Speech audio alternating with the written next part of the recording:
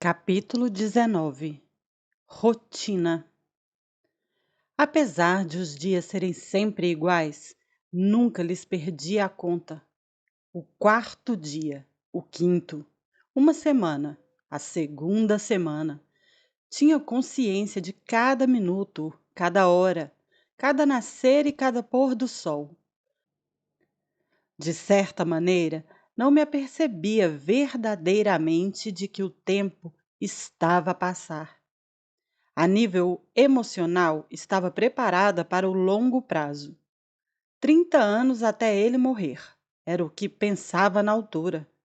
Todos os dias eram longos e dolorosos. Estava aborrecida, estava assustada, estava humilhada, cheia de saudades de casa e sozinha. Mitchell passava a noite a entrar e a sair da tenda, interrompendo-me constantemente o sono quando se levantava para ir fazer exercício no exterior. Estava convencido de que o exercício físico curava tudo e mais alguma coisa, de modo que se levantava e ia lá para fora saltitar sobre um pé e depois sobre o outro, e fazer um monte de inspirações profundas. Estava sempre ansioso, incapaz de relaxar, mesmo à meio da noite. Barzi parecia não se aperceber dessas idas e vindas. Pelo menos, nunca se queixava. Tenho quase a certeza de que dormia a noite inteira. Passado algum tempo, também eu comecei a dormir a noite inteira, apesar dos exercícios dele. Os dias eram todos iguais. Levantávamos-nos com o nascer do sol. Depois de sairmos da tenda, a primeira coisa que fazíamos era as devoções matinais. Começávamos com um hino da coleção de cânticos religiosos de Barzi.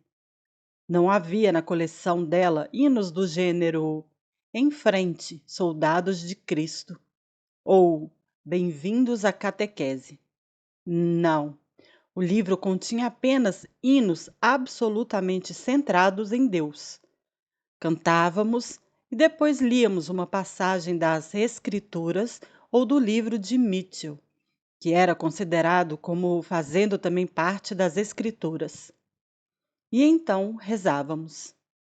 Oh, como rezávamos! Brian David Mitchell tinha mais a dizer a respeito do céu do que qualquer outro homem em todo o mundo. 45 minutos era a norma. Ajoelhar, olhos fechados, cabeça baixa. Eu tinha cãibras nas pernas e doíam-me os joelhos. E morria de tédio. A seguir, talvez me violasse, ou talvez esperasse pela tarde, ou pela noite, ou por uma e depois pela outra. Shear Jashab, tens tanta sorte, recordava-me, depois de abusar de mim. Afastei-te do pecado, afastei-te do feio mundo. Acabada de passar por mais uma violação, tive muita dificuldade em sentir-me grata. Com o tempo, fiquei a saber daquilo a que eles chamavam os 7 diamantes mais um. Os 7 diamantes eram 7 livros.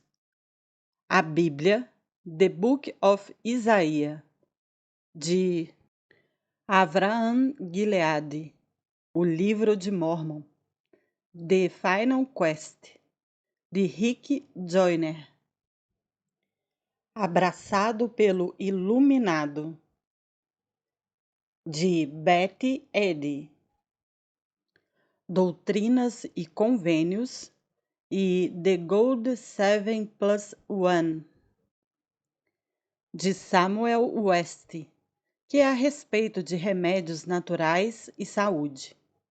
Estes eram os 7 diamantes. O mais um era o livro de Emmanuel David Isaiah.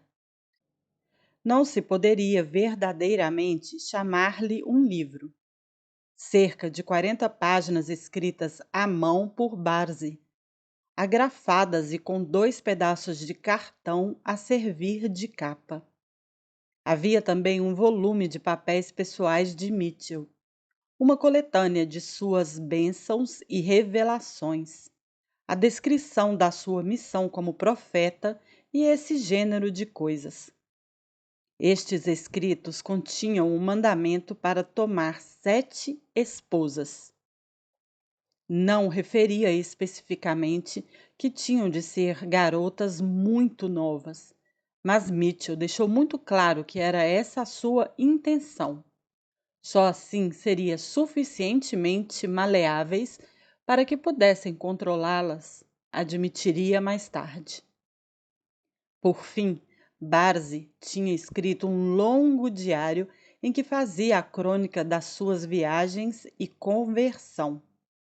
Nas raras ocasiões em que o marido não estava a falar, costumava ler-me excertos deste diário. Levantávamos-nos sempre com o nascer do sol e íamos para a cama quando escurecia. Os dias eram quentes e monótonos. Estávamos na face sul da montanha e o sol batia de chapa, vencendo a sombra e tornando as tardes insuportáveis. Passávamos os dias ali, sentados com as nossas túnicas de linho, que entretanto já parecia tudo menos linho. À noite, quando o sol se punha, arrefecia muito depressa. Estávamos muito alto na montanha e o ar era demasiado rarefeito para conservar o calor.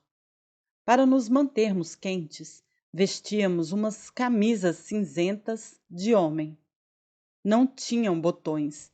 Era preciso enfiá-las pela cabeça e eram muito grandes e feias. Mas eu ficava grata por qualquer coisa que me impedisse de gelar. Ao princípio, nunca acendíamos fogueiras.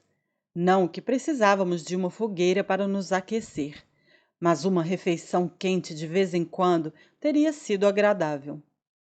Ao pequeno almoço comíamos granola e nozes, alguns legumes e fruta ao almoço e ao jantar. Os frescos nunca duravam muito tempo, no entanto, e não tardávamos a voltar às tortilhas barradas com maionese comidas com bolachas e pouco mais. Não nos alimentávamos bem, isso era certo. Eu sentia-me sempre desconfortável, sempre com sede, sempre com dores. Mitchell parecia plenamente convencido de que nunca seria apanhado, mas mesmo assim continuava a ser cuidadoso, de modo que raras vezes ia à nascente buscar água, não querendo correr o risco de ser visto por alguém no caminho. Além disso, era preguiçoso. Custava muito descer até a nascente, e custava muito mais voltar a subir com um pesado recipiente cheio de água, e depressa percebi que começavam a tratar-me como uma mula. Com o tempo, Barzi começou a aprender o que significava criada. Se o marido ia usar-me para seu prazer, ela ia fazer o mesmo, e pôr-me a trabalhar era uma boa maneira de se vingar da atenção que Mitchell parecia determinado a conceder-me. Não me deixava preparar as refeições. Isso continuava a ser seu território exclusivo, mas obrigava-me a fazer praticamente tudo o mais. E é espantoso a quantidade de trabalho que há para fazer quando se vive num acampamento. De vez em quando, Mitchell punha-me a trabalhar na ampliação do abrigo. Era trabalho duro, usar a pá para remover a terra, mas o meu cabo só me deixava chegar à metade do abrigo, e não tardou muito que tivesse cavado até onde conseguia chegar. Quando não estava a trabalhar, a única coisa que podia fazer era ler. Durante as primeiras semanas, despachei quase todo o Antigo Testamento e algumas das outras escrituras também. mas entediava-me. Oh, como me entediava! Sempre tinha sido uma adolescente muito ativa. Estava habituada a dedicar-me à escola e à música e ao desporto. Tinha um grupo de amigos. Eu e a minha família fazíamos imensa coisa juntos. Agora estava amarrada por um cabo entre duas árvores. 6 metros era o mais longe que conseguia deambular. Podia escolher entre ouvir Mitchell falar e ler livros, mas era só o que podia fazer. Quando Mitchell não estava a falar, estava Barzi a tagarelar-me ao ouvido. Por vezes sentia que estava a ser torturada pelas vozes deles, torturada com o tédio, torturada com o medo, presa, humilhada, levada de minha casa e da minha família. Não era nada divertido. Mitchell não confiava em mim. Nunca me deu a mais pequena oportunidade de fuga. Ele e Barzi não me deixavam sozinha um instante que fosse. Dormia a centímetros de distância deles. Passávamos todas as horas de vigília a poucos metros uns dos outros. Era obrigada a usar a latrina sem a mais pequena ponta de privacidade. Mitchell nunca me soltou do cabo. Não passava de um animal enjaulado. A minha fé era posta à prova todos os dias. E apesar de nunca ter perdido a esperança, à medida que o tempo passava, fui recalibrando as minhas expectativas. Compreendi que ele nunca ia libertar-me. Compreendi que ia manter-me amarrada àquele cabo até que se convencesse de que podia confiar em mim. Com o tempo, deixei de pensar ou esperar que alguém me encontrasse. Em vez disso, comecei a pensar no que tinha de fazer para sobreviver. Nunca deixei de pensar na minha família, mas pouco a pouco comecei a aceitar que ele os mataria se eu o deixasse ou tentasse fugir. As únicas pessoas com que falava eram ele e Barzi. Era todos os dias a mesma coisa. Mais ameaças, mais medo, mais abusos e mais dor. Tudo isso me provou que Mitchell era um homem muito perigoso. Acreditava que ele me mataria se tivesse de o fazer? Absolutamente. Acreditava que iria atrás de mim e mataria a minha família. Não havia a mais pequena dúvida no meu espírito. Julgava-o capaz de matar? É difícil ser torturada e violada todos os dias e não acreditar que o homem que nos faz mal é capaz de muito pior. Acreditava que tinha amigos que estariam dispostos a ajudá-lo? Tudo indicava que sim. Pelo menos conseguia tudo o que queria. Parecia capaz de, através da mentira e da manipulação, arranjar maneira de se livrar de qualquer aperto. Por isso, sim, ao cabo de algum tempo, comecei a acreditar em algumas das coisas que ele me dizia. Com o tempo, entrei cada vez mais fundo em modo de sobrevivência, até que acabei por medir todas as situações por um único parâmetro. Ia ajudar-me a sobreviver? Era a única coisa que importava. O que fosse preciso para viver mais um dia. Na primeira semana, ou talvez nos primeiros 10 dias, chorei e chorei. Não conseguia evitá-lo. As lágrimas escorriam-me pela cara. Não era dia e noite. Claro, nunca Mitchell o teria tolerado. Mas, quando não estava ocupada a ajudar a preparar as refeições, ou a arrumar, ou a lavar a louça, ou a fazer qualquer outra coisa que Barzi me ordenasse, sentava-me no meu balde e as lágrimas não tardavam. Tentava controlar-me e ocasionalmente conseguia, mas as mais das vezes não conseguia evitá-lo. Chorava por mim mesma e pela vida que tinha perdido. Chorava pelas oportunidades de ser salva que deixara escapar. Chorava pela minha família. Chorava por tudo. Por fim, Mitchell fartou-se. Para com isso, ordenou. Não pode chorar mais. Olhei para ele a limpar os olhos, cheia de medo. E para de falar a respeito dos teus pais. Não quero ouvir mais. Nem dos teus pais, nem da tua família. Estou farto disso tudo. Sim, sim, já percebi. Já ambos percebemos. Olhou para Barzi zangado. Amavas os teus pais, amavas a tua família, mas isto agora é a tua nova vida. Tens de olhar para frente, não para trás. Portanto, estou a falar sério. Não quero voltar a ouvir-te constantemente a fungar. Limpei as lágrimas, mas por dentro estava a chorar ainda mais. Ele era tão cruel, tão frio e insensível. Voltei-lhe as costas para esconder as lágrimas. E quando o fiz, lembro-me de ter pensado no meu avô. Ele está comigo neste momento. Não sei de onde veio, mas o pensamento foi claro como a água. Estava a velar por mim e a proteger-me. Foi por isso que o Mitchell não me matou. O avô protege-me. Mais uma vez senti um lampejo de esperança. Se o meu avô estava a proteger-me, tinha de haver uma razão. Não podia ter me ajudado a chegar até ali só para me deixar morrer depois de ter sofrido tanto. Pouco depois disso, Mitchell disse que queria dar-me uma bênção.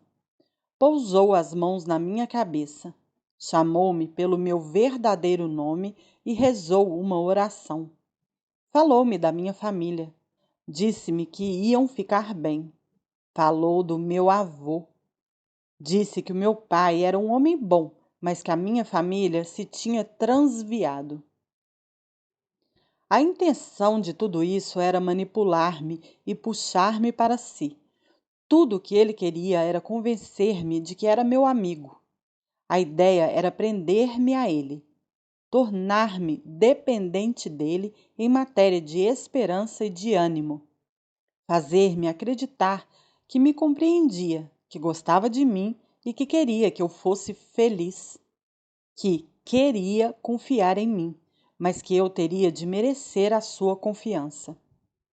A ideia era tornar cada vez mais difícil para mim recordar a minha vida antiga, preocupar-me com a minha família e gostar mais dele. Nada disto resultou. Não estava a nascer em mim nenhum síndrome de Estocolmo. Não criei laços com os meus raptores ou me identifiquei com eles, fosse de que maneira fosse.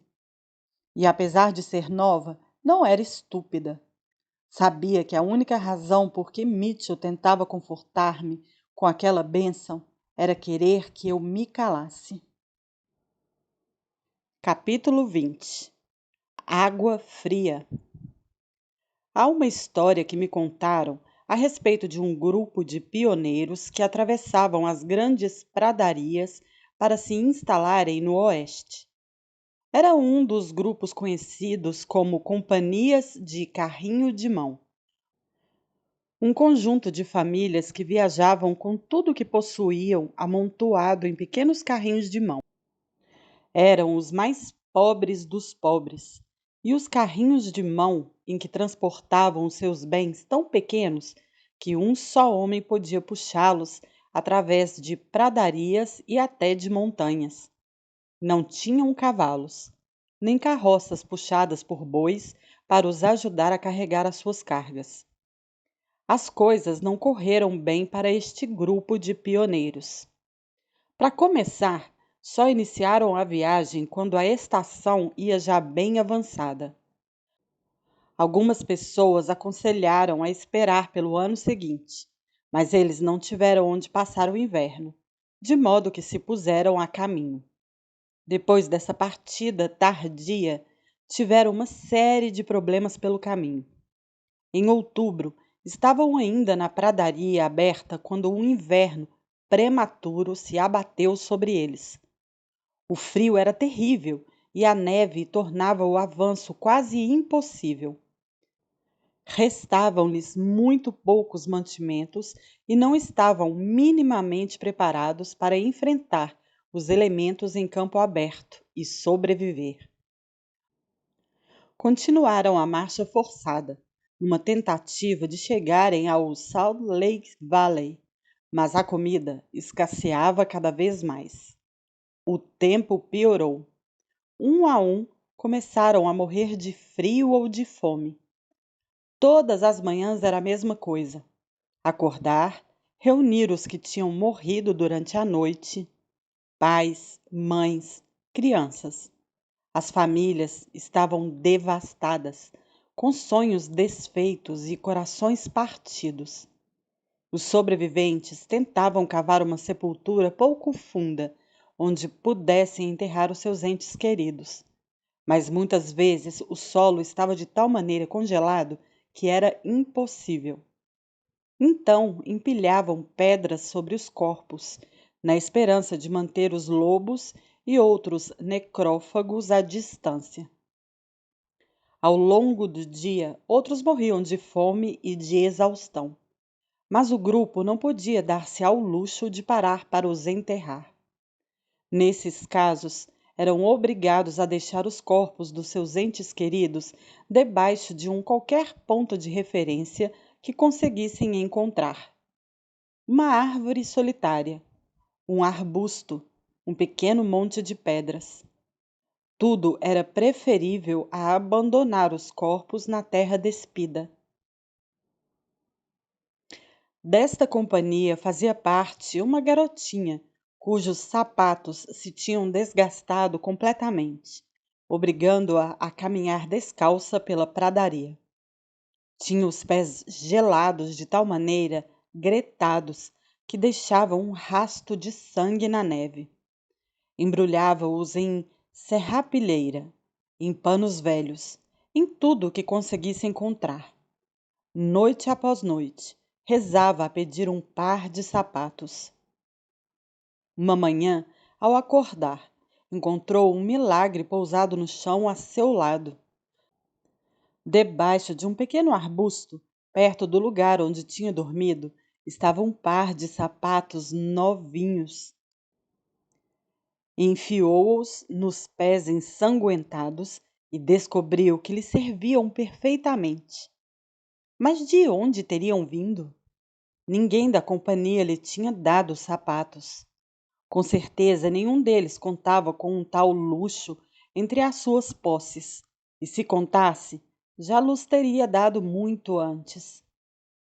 A garotinha percebeu de que tinha recebido uma dádiva dos céus. Ora bem, não quero de modo algum comparar a minha provação à horrível experiência dessa garotinha. Ela estava numa situação de vida ou de morte, e o seu sofrimento era muito pior do que o meu.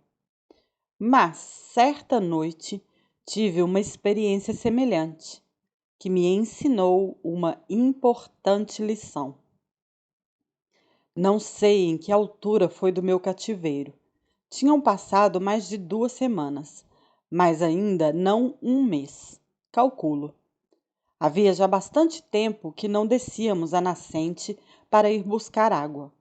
Talvez só por Mitchell ser preguiçoso, mas não me parece que fosse essa a razão.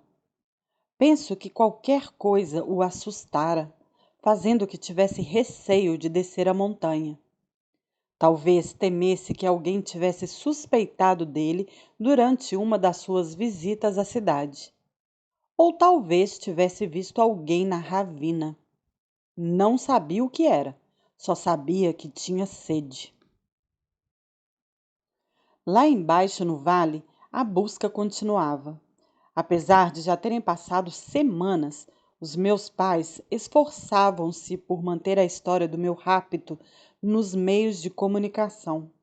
Sabiam que era crucial certificarem-se de que as pessoas não perdiam o interesse, manter a busca ativa e a minha fotografia nos noticiários e nos jornais. Pelo que Mitchell me dissera, os cartazes com a minha cara continuavam afixados por todo lado. Da primeira vez que os vira, tinha ficado muito orgulhoso, mas penso que não estava à espera de que o esforço para me encontrar se mantivesse ativo tanto tempo. E embora ele tentasse disfarçar, eu bem via que estava preocupado. O que significava que não teríamos água enquanto ele não achasse que era seguro ir até a nascente. Mitchell começou a racionar a pouca água que restava, mas acabamos por chegar a um ponto em que já só restavam 2 ou 3 púcaros no fundo de um dos recipientes de plástico. Mitchell bebeu, encheu um púcaro para Barzi e deu-me as últimas gotas. Apesar de não chegar a encher o púcaro, bebia sofregamente. Estava quente, depois de ter passado demasiado tempo ao sol, e sabia que o plástico derretia. Bebia de um só trago e pousei o púcaro. E pronto, não havia mais água. Olhei para os outros recipientes, mas sabia que estavam vazios. Já os tínhamos verificado várias vezes, tirando-lhes as tampas e escorripichando as últimas gotas. Mesmo assim, Mitchell dirigiu-se a eles e sacudiu-os para certificar de que estavam vazios. Podia sacudi-los tanto quanto quisesse. Não havia água no acampamento. Foi no final de junho e o calor era escaldante. O Utah é um deserto e não voltara a chover desde a primeira semana do meu cativeiro. As temperaturas rondavam os 32 graus, ultrapassando por vezes os 38. À tarde soprava um vento quente que nos deixava ressequidos como couro. Tinha a pele seca, a garganta seca, os olhos secos. Estava tão suja e tão cheia de sede que pensei que ia morrer. Depois do sol se pôr, ficamos sentados cá fora a saborear a temperatura mais fresca, mas acabávamos por ir para a cama. Eu era sempre a primeira a enfiar-me na tenda. Mitchell deitava-se ao meu lado e Barzi ao lado dele. Antes de adormecerem, ele verificava sempre o meu cabo, para se certificar de que estava bem preso. Amanhã de manhã vamos de certeza buscar água, pensei, enquanto nos acomodávamos. Era a única coisa em que conseguia pensar antes de cair no sono. A noite foi longa e inquieta. Chegou a manhã. Mitchell não disse nada a respeito de ir até a nascente. Perguntei-lhe, mas ele recusou a falar comigo a respeito do assunto. Passamos o dia a assar ao calor. Mitchell voltou a verificar os recipientes da água, mas, claro, continuavam vazios. Eu pensara que passar fome era difícil, mas não era nada comparado com aquilo. Nada comparado com o ardor na minha garganta. Nada se compara à necessidade de encontrar qualquer coisa para beber. E não era só eu. Barzi e Mitchell também o sentiam. Via-o nos olhos deles. Ouvia-o na secura das suas vozes. Fosse o que fosse que levara Mitchell a manter-se afastado do fundo da ravina, devia ter sido uma coisa muito forte. O dia foi se arrastando. Quente, horrível, calor seco do deserto. Eu começava a perder a minha energia. Nenhum de nós quis comer. Voltei a suplicar a Mitchell que fosse buscar um pouco de água. Supliquei-lhe que me libertasse do cabo. Ofereci-me para carregar os recipientes se ele estivesse demasiado cansado para o fazer. Tentava compreender por que razão não queria ele ir, mas nada daquilo fazia sentido. Anoiteceu, fomos para a cama. Caí num sono inquieto. Fui acordada à meio da noite. Sentei-me na enxerga e olhei em redor. O luar filtrava-se através das paredes de nylon, enchendo o interior da tenda de uma claridade débil e amarela. Mitchell dormia ao meu lado, Barzi ao lado dele. Ambos respiravam profundamente. A garganta dele a rouquejar a cada respiração. Olhei ao redor. Alguma coisa me tinha acordado. Voltei-me e olhei para a entrada da tenda. Estava uma caneca amarela junto à minha almofada. Inclinei-me para ela, examinando-a à luz da lua. Estava cheia de água até a borda. Fiquei a olhar para ela por um instante, recusando-me a acreditar que fosse real. Estendi a mão e toquei-lhe. Estava fria. Afastei a mão e olhei em redor. Estaria a sonhar? Estaria louca? Voltei-me para Mitchell e Barzi. Nenhum deles se tinha mexido. Pus-me à escuta. Uma brisa suave soprava entre as copas das árvores que se agitavam na noite. Olhei outra vez para a caneca. Tornei a estender a mão para lhe tocar. Estava fria como gelo e cheia até acima. Peguei nela e bebi. A água refrescou-me a garganta e encheu-me o estômago. Era fria e límpida e maravilhosa, a melhor água que alguma vez tinha bebido. Depois de beber, fiquei a olhar para a caneca durante muito tempo antes de voltar a pousar a cabeça na almofada. De onde teria vindo? A única explicação que encontro é que foi uma dádiva de Deus. Sei que não tínhamos uma gota de água no acampamento.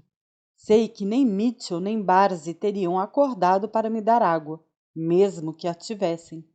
E aquela água era fresca e fria, como que acabada de sair da nascente. Nunca lhes falei da água, nunca disse uma palavra a respeito do assunto. Mas ao longo dos dias que se seguiram, pensei muito no que tinha acontecido. Por que o teria Deus feito? Como tinha acontecido? Que estava Deus a querer dizer? Teria morrido sem a água? Com certeza não. Por muito cheia de sede que estivesse e por muito mal que me sentisse, não estava numa situação de vida ou de morte. E não estava sozinha. Barzi e Mitchell também precisavam de água. Mitchell não ia ficar no alto daquela montanha e deixar-nos morrer de sede. Mais cedo ou mais tarde, acabaria por descer até a nascente. Por que foi então que Deus me enviou a água? Porque me amava e queria que eu o soubesse. Queria que eu soubesse que continuava por perto. Queria que eu soubesse que Ele controlava a terra e os céus, que todas as coisas estão nas suas mãos. E se podia mover montanha, podia fazer aquela pequena coisa por mim. Para Ele, era uma coisa tremendamente fácil, mas para mim era tão enorme como se Ele tivesse separado as águas do mar. Esta experiência lembrou-me mais uma vez que Deus não me tinha abandonado, que sabia do meu sofrimento e da minha solidão. E esta certeza deu-me esperança, ajudou-me a manter a fé e deu-me a força de que precisava para continuar. E também me deu outra coisa em que pensar. Ao princípio, tinha praticamente aceitado que Mitchell podia matar-me. E se não me matasse, estaria condenada a uma vida de sofrimento e cativeiro. Mas o aparecimento da água parecia indicar que Deus tinha outros planos. Disse-me que a luta pela liberdade não tinha acabado. Deus conhecia o fim desde o início e ainda havia esperança para mim. Ao longo da vida, acabei por acreditar que há montes de pequenos exemplos em que Deus faz pequenos milagres para nos dar esperança. A maior parte dessas experiências não é tão óbvia como acordar e encontrar uma caneca cheia de água. Algumas são muito mais sutis.